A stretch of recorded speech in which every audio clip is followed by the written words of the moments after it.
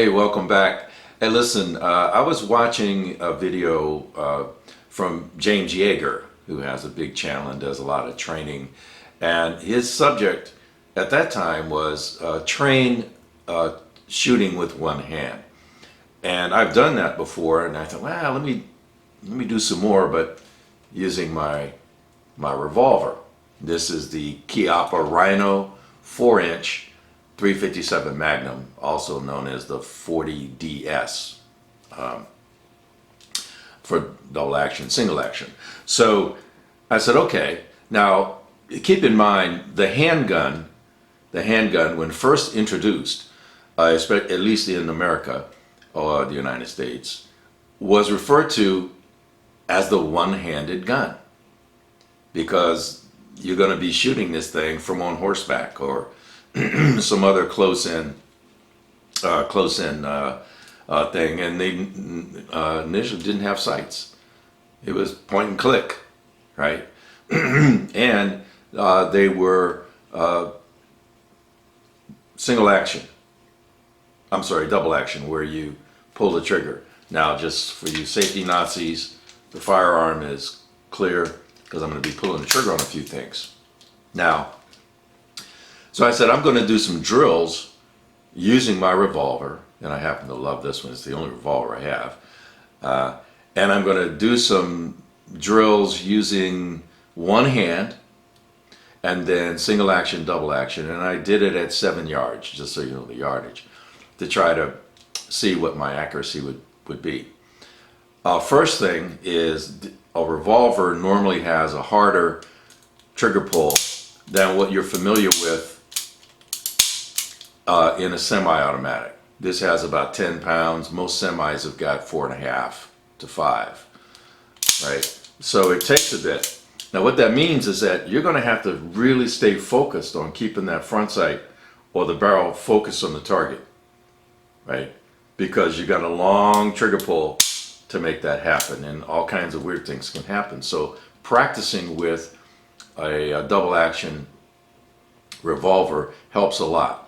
Now, there's some double action semi-automatic pistols, but I'm just talking about a revolver for now. So I shot a bunch of rounds using one hand, double action.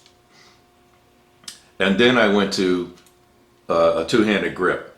Clearly, two-handed grip is more accurate in general. But in close quarter combat, which is what a handgun is for, you're not going to be spending a whole lot of time aligning your sights. You're going to be dealing with the threat, and it's point and click, pretty much. Close in work. So then I said, well, let me see what the accuracy is like using single action, which means you pull the hammer back and then fire. Well, look, so with the trigger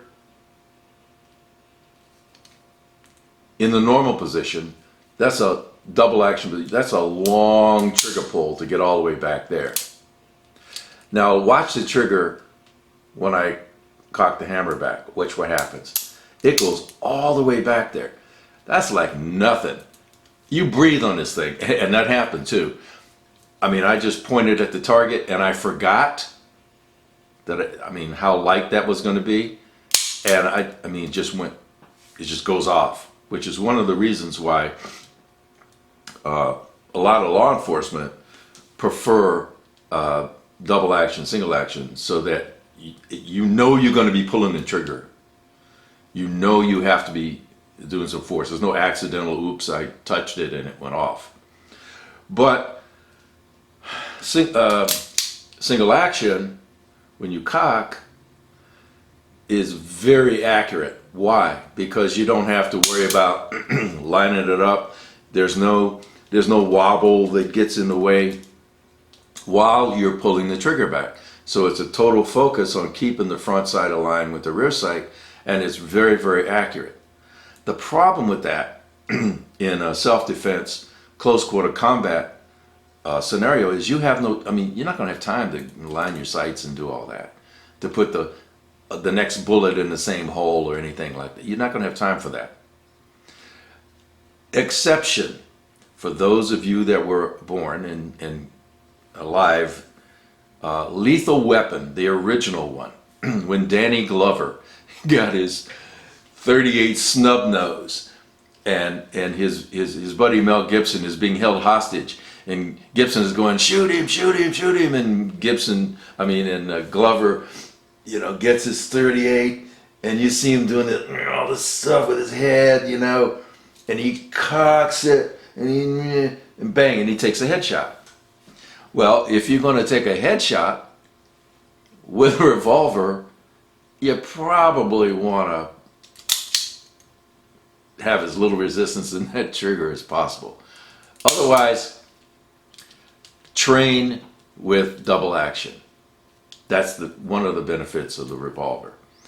The other thing, remember, is that you should train with one hand as much as possible, because a lot of times you're not gonna do this. You're gonna be close. You're gonna be doing something else, right? You're gonna be doing something else, and all you're gonna have is your gun hand working. So I put a couple hundred rounds doing those drills, and that's kind of what I've come up with. Close quarter, one hand training. If you have double single action, train with the hardest trigger pull, which is double action, and see how you do. So, thanks to Mr. Yeager for the idea again, and for everyone else, thanks for watching. Carry on.